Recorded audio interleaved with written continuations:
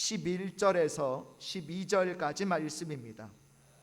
구약 성경 1040페이지 이사야 58장 11절에서 12절까지 말씀입니다. 우리 말씀 찾으신 줄 알고 우리 11절 12절 우리 두 절 말씀 같이 읽겠습니다. 시작. 너를 항상 인도하여 메마른 곳에서도 내 영혼을 만족하게 하며 내 뼈를 견고하게 하리니 너는 물된 동산 같겠고 물이 끊어지지 아니하는 샘 같을 것이라. 내게서 날 자들이 오래 황폐된 곳들을 다시 세울 것이며 너는 역대에 파괴된 기초를 쌓으리니 너를 일컬어 무너진 데를 보수하는 자라 할 것이며 길을 수축하여 구할 곳이 되게 하는 자라 하리라. 아멘. 오늘 말씀의 제목 따라해 보실까요? 물된 동산 같은 교회. 물된 동산 같은 교회.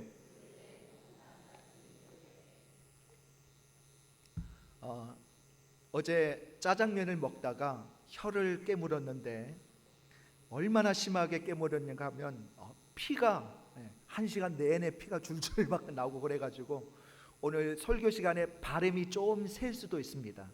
목사님이 혀를 세게 깨물어서 발음이 좀 세시는갑다 그렇게 생각하시면 되겠습니다. 어느 아프리카 부족의 이야기입니다. 이 부족의 추장이 이제 너무 연로해서 후계자를 세우지 않으면 안 될 상황에 놓였습니다. 그래서 누구를 후계자로 세울까 고심하던 늙은 추장은 마을에서 가장 총명하다고 그렇게 인정을 받는 청년 3명을 불렀습니다. 그리고 그들에게 다음과 같은 숙제를 내주었습니다. 이제 너희들 셋 모두 저기 보이는 저 산의 정상까지 올라가거라. 저 산은 너희들이 이제까지 한 번도 오르지 않은 산이다. 정상에 오르거든 구석구석 살펴본 다음 나에게 가장 값진 선물이 되겠다 싶은 것을 가져오너라. 나에게 가장 값진 선물을 가지고 오는 자를 나의 후계자로 삼겠다라고 이야기를 했습니다. 늙은 추장으로부터 이 말을 들은 3명의 청년들은 그 높은 산 꼭대기를 살펴본 다음 가장 값지다고 생각되는 선물을 하나씩 가지고 돌아오게 되었습니다. 첫 번째 청년은요, 산 꼭대기에서 굉장히 값지고 귀한 보석을 주워왔습니다. 두 번째 청년은 어떠한 병이라도 고칠 수 있는 신비한 약초를 캐왔습니다.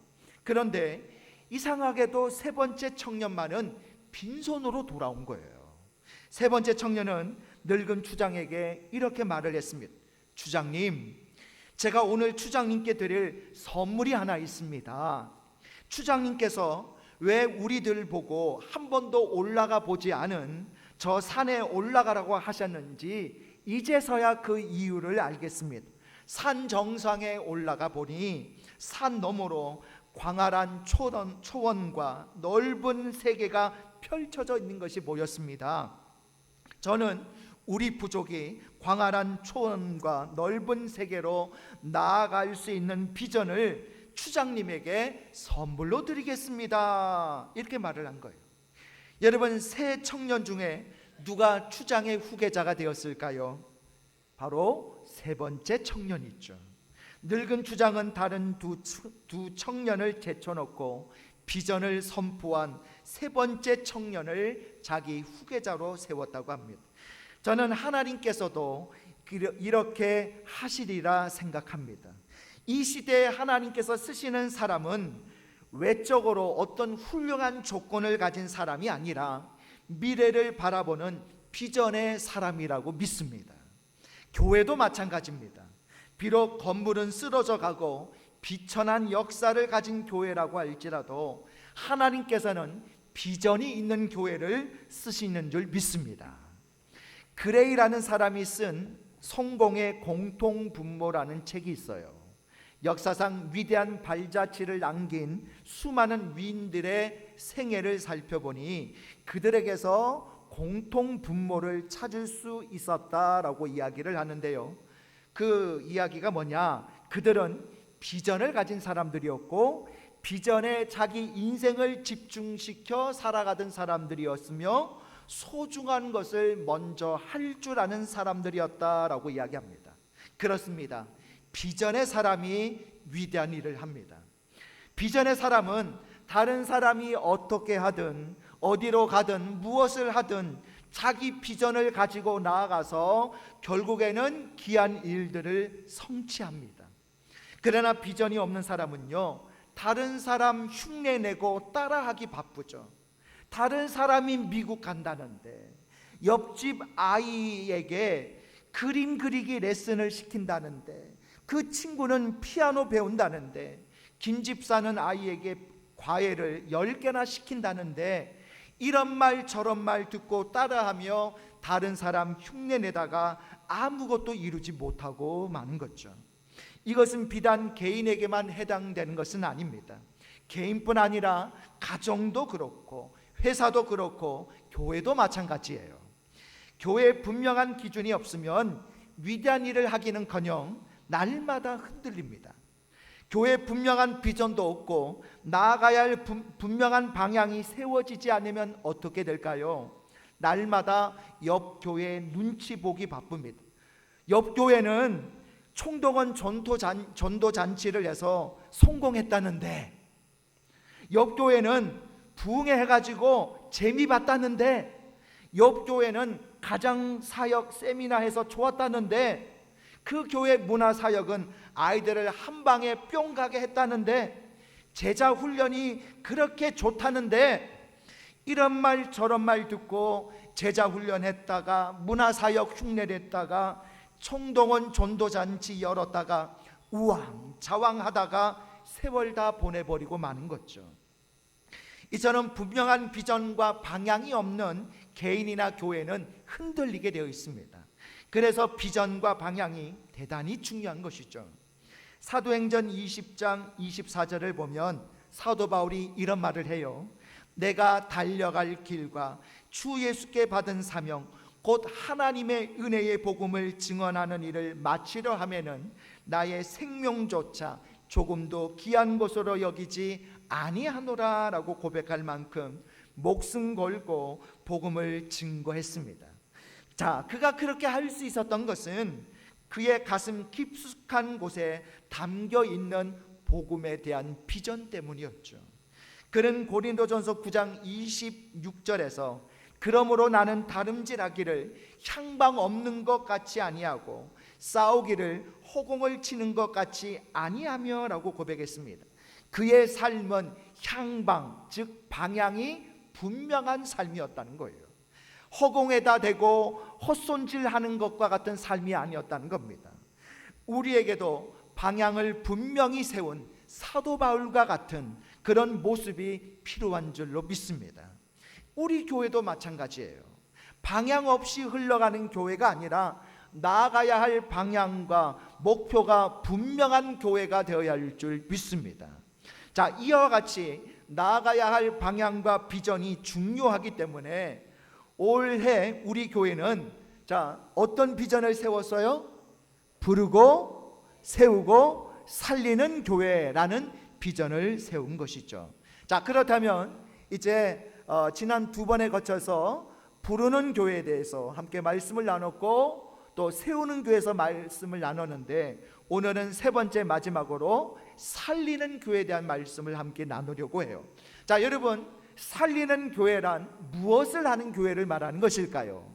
자, 우리 화면 보시면서 한번 따라해 보실까요? 첫 번째 따라해 보실까요? 물된 동산 같은 교회. 저는 올 한 해 동안 여러분들이 물된 동산 같은 성도, 물된 동산 같은 가정, 물된 동산 같은 교회가 되시기를 주님의 이름으로 축복합니다. 우리 옆에 계신 분들하고 서로 이렇게 인사 나눠볼까요? 물된 동산 같은 축복이 임하시기를 바랍니다.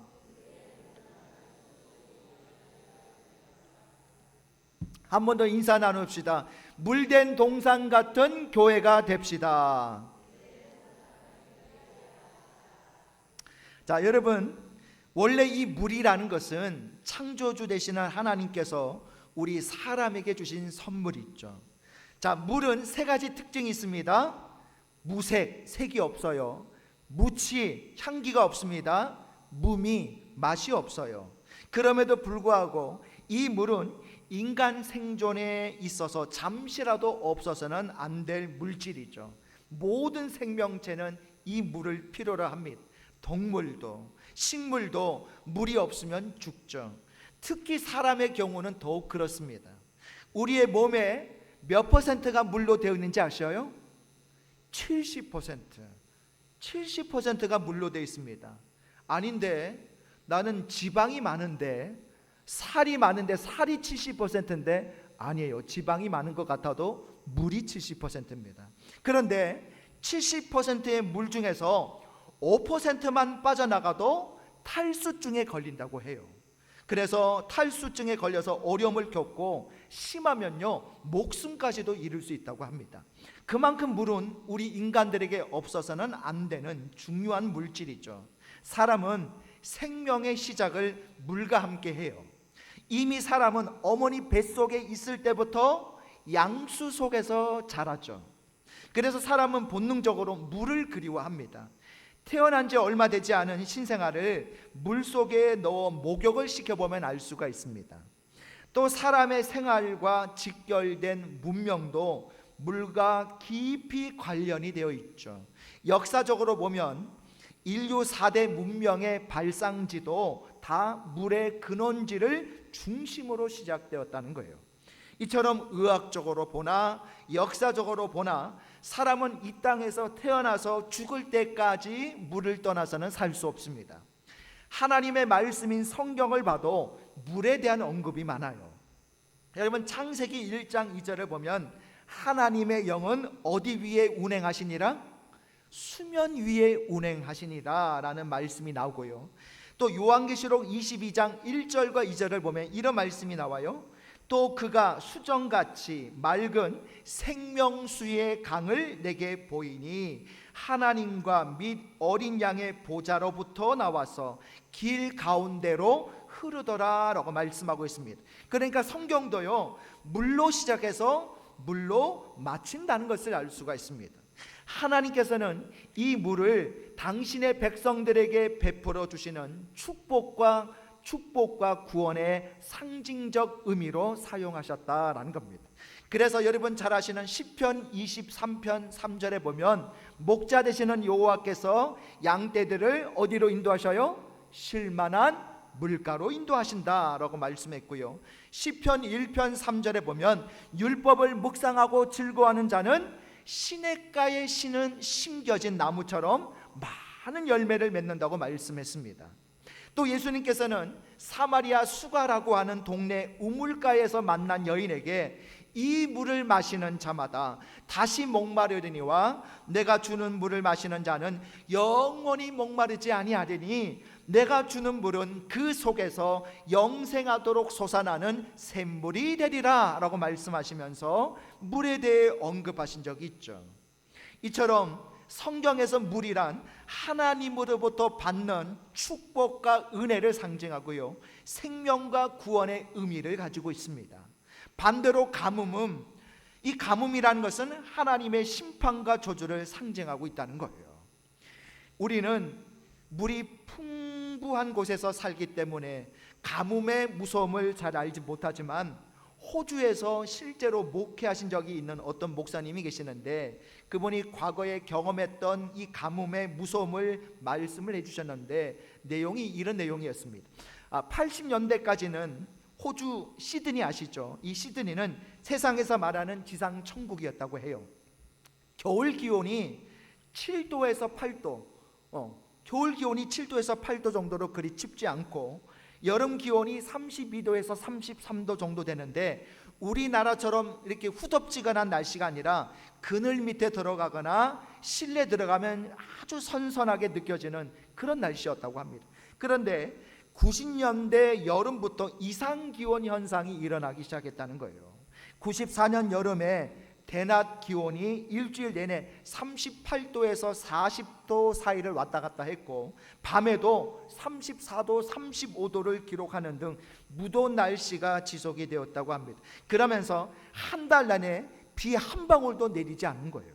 자, 그러다 보니 어떤 일이 일어나겠습니까? 매일 TV에서 한 달 후면 시드니 시내에 제한급수가 된다는 식으로 수돗물 부족을 경고하게 된 거죠. 그래서 수돗물을 아끼기 위해 집에서 자동차 세차도 하지 못하겠습니다. 농부들은 양이나 소 등 가축에게 먹일 풀이 부족해서 가축들을 시장에 다 내다 팔다 보니까 가격이 폭락하게 된 거죠. 그래서 심지어 양 한 마리의 가격이 10센트까지 떨어진 적이 있었다고 합니다. 그뿐 아니에요. 워낙 가물다 보니까 산에 있는 나무들이 완전히 말라버려서 곳곳에서 산불이 일어난 거죠. 모든 소방대원과 소방용 헬기를 동원해서 불길을 잡으려고 했지만 불쏘시개처럼 말라버린 나무들이 서로 부딪히면서 곳곳에서 자연적으로 발생하는 화재를 감당하지 못했습니다. 최근에 있었던 LA 산불이 그와 같은 경우가 아닙니까? 나중에는 호주 내에 있는 다른 주에 있는 소방대원들이 다 합류를 하고 수많은 국민들이 자원봉사자로 참여했지만 불길을 잡을 수가 없는 거예요. 얼마나 산불이 무서운지 시드니 북쪽 밤에는 시뻘건 불기둥이 하늘로 치솟아 오르고 낮에는 거의 한 달 내내 이 연기로 뒤덮였다고 합니다. 또 산불 현장으로부터 날아온 이 재들 때문에 밖에 빨래를 널지 못했다고 해요. 산불로 인해서 주와 주 사이를 잇는 고속도로가 막히는 바람에 시골에 있는 이 슈퍼마켓에 물건 부족 현상이 벌어지고 그곳에 사는 사람들이 시드니로 출퇴근도 하지 못하는 엄청난 혼란이 있었다고 합니다. 거의 1개월이 지난 후에 하늘에서 비가 내려서 일시에 모든 산불이 꺼지기는 했는데 그때 경험했던 가뭄의 무서움이 지금도 잊혀지지가 않는다고 합니다. 이처럼 물이 없으면요, 사람뿐만 아니라 동물, 식물도 살 수가 없습니다. 특별히 오늘 본문의 배경이 되는 이 중동의 팔레스타인 지방에서도 물은 생명과도 같은 것이죠. 여러분, 과거 이사야 선지자가 활동했던 주전 690년경에는 팔레스타인 지방에서 가장 귀한 것이 샘물이었고요, 샘물이 있으면 큰 부자였다고 합니다. 창세기에도 보면 이삭과 블레셋 사람들 사이에 우물을 차지하려고 다툴 만큼 물은 귀한 것이었죠. 아무리 양들이 많아도 물이 없으면 양들은 다 죽습니다. 아무리 농사 지을 땅이 많아도 물이 없으면 농사를 지을 수가 없죠. 그런데 하나님께서는 이스라엘 백성들에게 생명과도 같은 이 물을 주시겠다고 말씀하셔요. 우리 이사야 58장 11절을 같이 읽어보겠습니다. 시작. 여호와가 너를 항상 인도하여 메마른 곳에서도 내 영혼을 만족하게 하며 내 뼈를 견고하게 하리니 너는 물된 동산 같겠고 물이 끊어지지 아니하는 샘 같을 것이라. 아멘. 하나님께서는 이스라엘 백성들에게 물된 동산 같은 삶을 살도록 축복하시겠다는 거예요. 자, 그런데 여기 물된 동산 같은 삶이란 물질적으로 풍족한 것을 말하지 않습니다. 높은 자리에 오르는 권력이나 많은 사람들의 인기를 한몸에 받는 것을 의미하지 않아요. 자, 본문을 자세히 살펴보면 물된 동산 같은 삶이란 세 가지 차원에서 생각해 볼 수 있습니다. 자, 가장 먼저 여호와가 너를 항상 뭐하여? 인도하여 라는 말씀이 나오는데, 여호와가 너를 항상 인도하여 라는 말은 하나님의 인도를 받는 삶을 말하는 거예요. 자, 그리고 두 번째로 내 영혼을 만족하게 하며 라는 말은 영혼이 잘 되는 삶을 말합니다. 마지막으로 내 뼈를 견고하게 하리니 라는 말은요, 육신적으로도 건강한 삶을 말하는 거예요. 즉 물된 동산 같은 삶이란 뭐냐? 육신적으로 또 영적으로 강건하고 하나님의 인도를 받는 삶을 말한다라는 겁니다. 하나님의 인도를 받는다는 것은 엄청난 축복이에요. 비록 내 은행에 잔고가 없다 할지라도 하나님의 인도를 받는 사람은 걱정할 것이 없습니다. 여러분, 이스라엘 역사를 보십시오. 그들이 광야 생활 40년 동안 단 한 번도 심지도 않고 거두지도 않았습니다. 하지만 그들은요, 굶어 죽지 않았다는 거예요. 왜 그렇습니까? 하나님의 인도를 받았기 때문이에요. 여러분, 그들에게 변변한 무기도 없었고 잘 훈련된 병사들도 없었습니다. 그럼에도 불구하고 40년 동안 그들은 아말렉도 이기고 블레셋도 이기고 결국에는 가나안 7족속을 무찌르고 가나안 땅을 정복하지 않습니까? 하나님께서는 이스라엘 백성들에게 물된 동산 같은 삶을 살도록 축복하셨습니다. 아무리 메마른 곳에 있을지라도, 아무리 거친 광야 같은 세상에 있을지라도 그들로 하여금 물된 동산 같은 삶을 살도록 허락하셨습니다. 여러분들에게도 물된 동산 같은 하나님의 복이 임하시기를 바랍니다. 항상 영혼이 만족을 얻고 항상 하나님의 인도를 받고 항상 뼈가 견고하게 되는 건강한 삶을 살아가는 물된 동산 같은 삶의 축복이 여러분들에게 임하시기를 바랍니다. 그리하여 여러분들이 물된 동산 같은 성도, 여러분들 가정이 물된 동산 같은 가정, 여러분들이 경영하는 사업장이 물된 동산 같은 사업장, 여러분들의 학교가 물된 동산 같은 학교가 되는 하나님의 복이 임하시기를 바랍니다. 그리고 우리 교회도 어떤 영적 가뭄에도 끄떡없는 물된 동산 같은 축복이 임하기를 바랍니다. 자, 두 번째, 살리는 교회는 무엇을 하는 교회냐? 따라해 보실까요? 세상을 살리는 교회. 자, 저는 올 한 해 동안 여러분들이 세상을 살리는 성도, 세상을 살리는 가정, 세상을 살리는 교회가 되시기를 바랍니다. 우리 한번 옆 사람하고 이렇게 인사 나눠볼까요? 세상을 살립시다. 세상을 살리는 교회가 됩시다. 자, 왜냐하면요, 그것이 물된 동산 같은 축복을 누리는 비결이기 때문이다라는 거예요. 하나님께서는 이스라엘 백성들에게 물된 동산 같은 축복을 주시겠다고 약속하셨는데 그 전에 선행 조건이 있어요. 그게 바로 뭐냐? 우리 이사야 58장 9절 10절 우리 두 절을 같이 했습니다. 시작. 만일 내가 너희 중에서 멍에와 손가락질과 허망한 말을 제하여 버리고 줄인 자에게 내 심정이 통하며 괴로워하는 자의 심정을 만족하게 하면. 아멘. 자, 우리가 어떤 삶을 살아야 물된 동산 같은 삶을 살 수 있어요? 자, 5가지의 선행 조건을 말씀하고 있죠. 자, 이것을 크게 구분하면 소극적인 행동과 그리고 적극적인 행동으로 구분이 되어집니다. 자, 소극적인 행동으로는요, 다른 사람을 힘들게 하는 멍에를 씌워서는 안 된다. 그리고 손가락질함으로 멸시해서도 안 된다. 그리고 악한 말과 같은 험망한 말을 하지 말아야 한다. 이게 소극적인 행동 3가지입니다. 또 적극적인 행동으로는요, 자, 굶주린 자들을 동정하라. 그리고 두 번째로는 고통당한 자를 위로하라 라고 말씀하고 있어요. 한마디로 종합해 보면 어렵고 힘든 사람들을 돌보며 그들의 회복을 위해서 힘쓰는 것이 우리가 물된 동산 같은 삶을 살 수 있는 비결이다라는 겁니다. 우리 교회가 바로 이러한 일을 감당해야 할 줄 믿습니다. 우리만 물된 동산 같은 삶을 사는 것에 만족하는 것이 아니라 아직도 물된 동산 같은 삶을 살지 못하는 사람들을 위로하고 그들을 살리는 일을 우리 교회가 감당해야 할 줄로 믿습니다. 이것이 교회의 또 다른 존재 목적이기 때문입니다.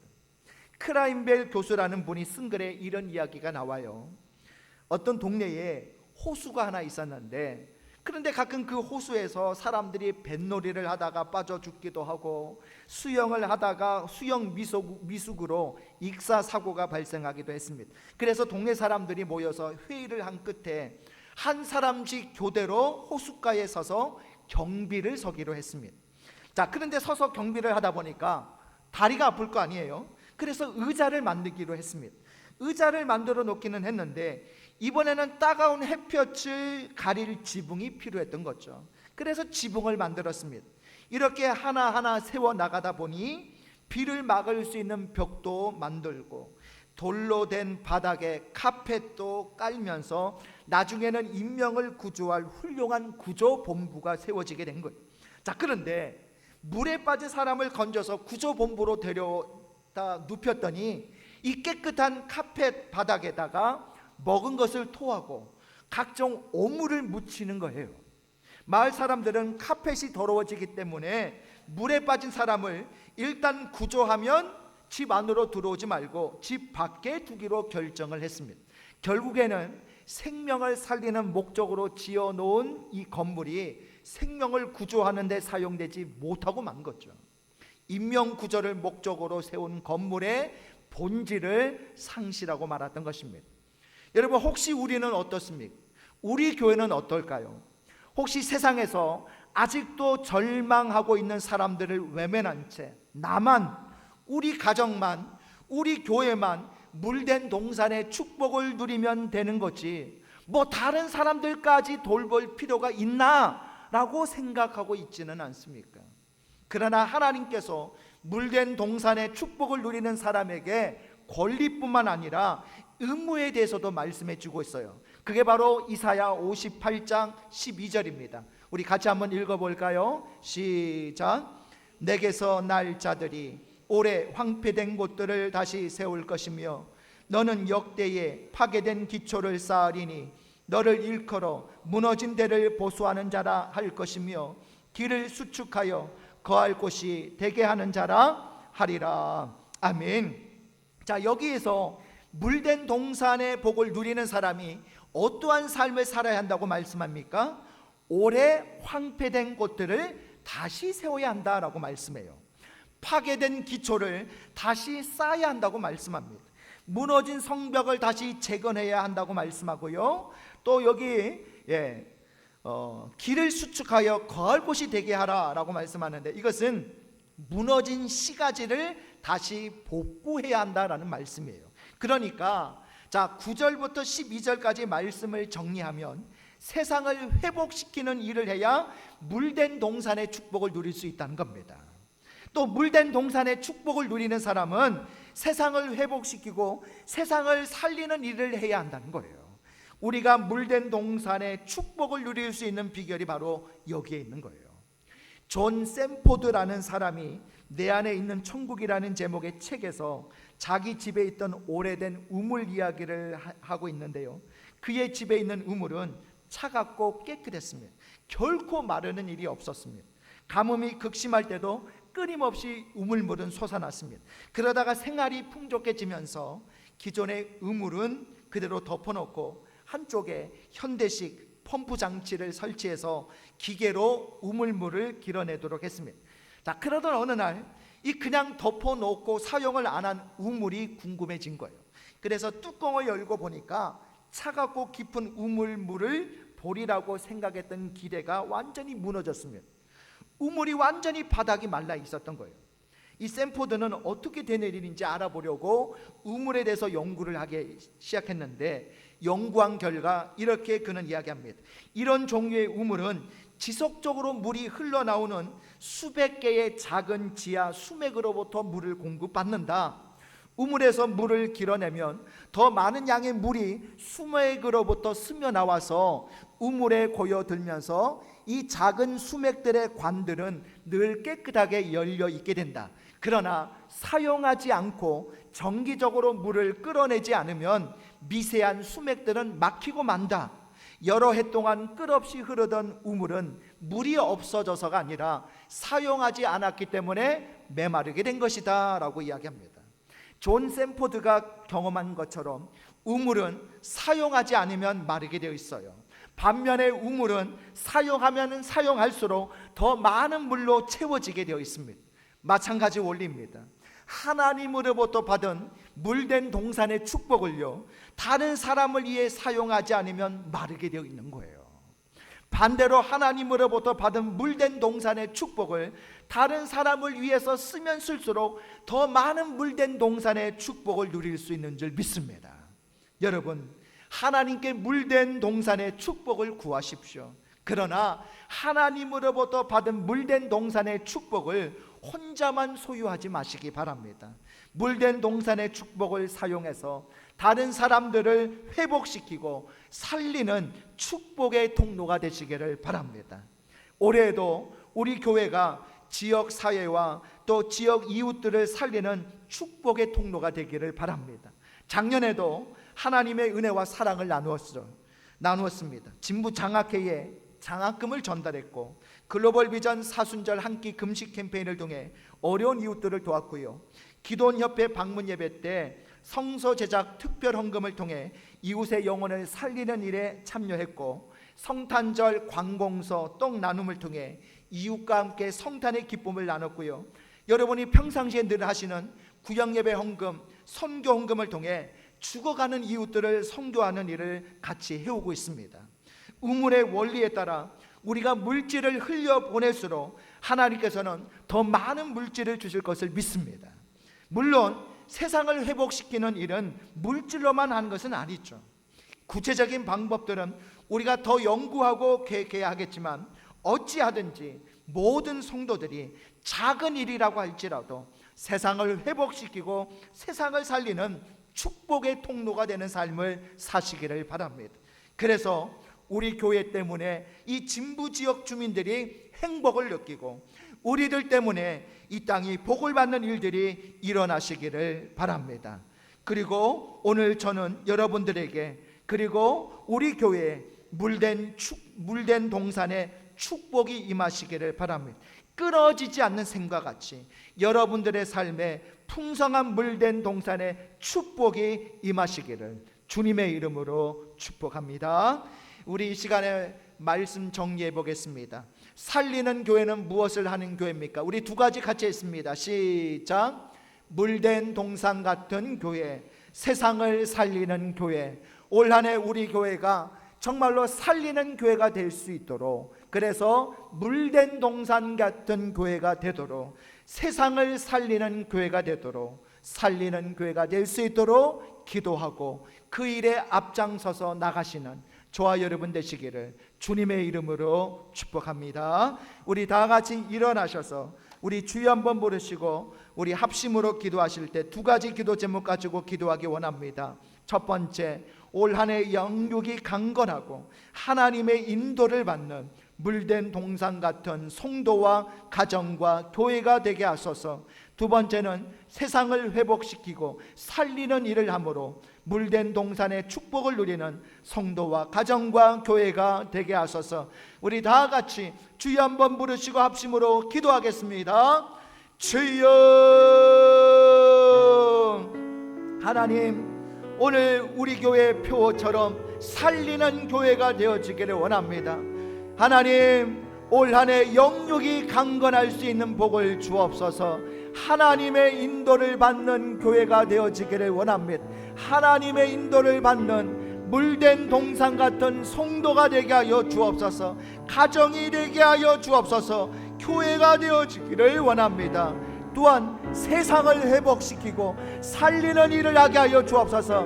그래야 물된 동산의 축복을 누릴 수 있습니다. 우리 개인도 가정도 교회도 세상을 회복시키고 살리는 일을 함으로 물된 동산의 축복을 누릴 수 있도록 역사하여 주시옵소서. 사랑의 하나님, 살리는 교회는 물된 동산 같은 교회요, 세상을 살리는 교회인 줄 믿습니다. 올 한 해 우리 교회 성도들 가정이 물된 동산 같은 가정, 성도 교회가 되게 하여 주옵소서. 그래서 올 한 해 영육이 강건하고 하나님의 인도를 받는 물된 동산 같은 축복이 임하게 하여 주옵소서. 이 축복을 누리기 위해서는 세상을 회복시키고 살리는 일을 해야 됩니다. 이 사명을 감당하는 성도와 가정과 교회가 되게 하셔서 물된 동산에 축복이 임하는 우리 모두가 되게 하여 주시옵소서. 예수님의 이름으로 기도드리옵나이다. 아멘.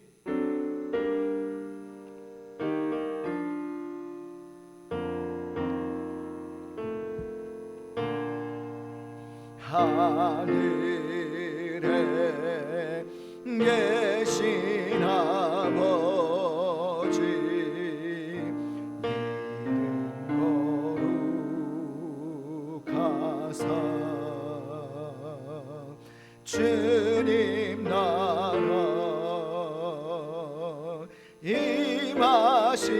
임하시고 대신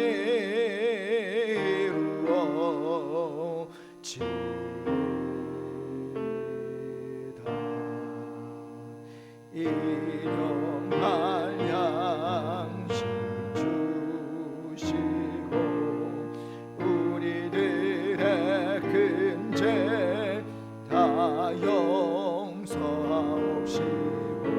또 시험에 들게 마시고 악에서 구원하소서. 대개 주의 나라 주의 권세 주의 영광 영원히